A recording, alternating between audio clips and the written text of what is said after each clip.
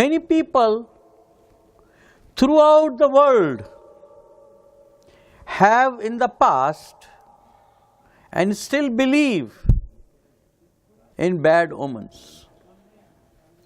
For instance, if a cat crosses someone's path, it is considered a bad omen. If someone sneezes once, it is considered a bad omen. Sneezing twice is okay. And Friday the 13th, which happens to be today, is considered bad luck by some Christians, because na'uzu billah, they believe, falsely claim that Isa alayhi salam was crucified on Friday the 13th. It is considered a bad omen, and so on and so forth. We come across many such superstitions in our daily life.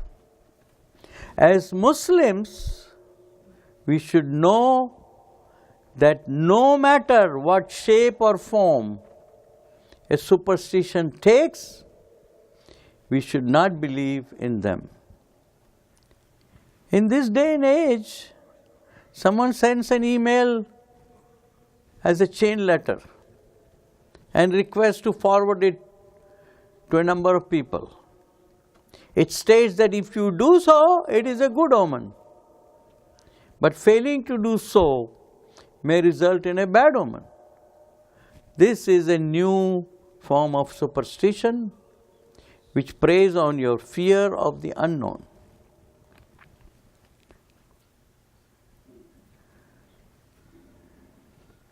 Do you know that number 666 is considered bad luck for being associated with devil? Once I had to be admitted for a surgery in the hospital where I used to work. The hospital was full, but I knew this room is there, nobody wants to go there.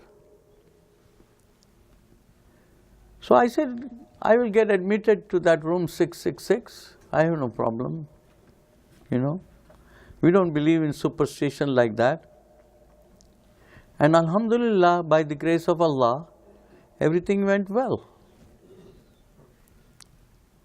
Ibn Mas'ud radiyallahu ta'ala anhu said, all of us sometimes have such baseless thoughts, except that Allah removes them through tawakkul, means trust in Him.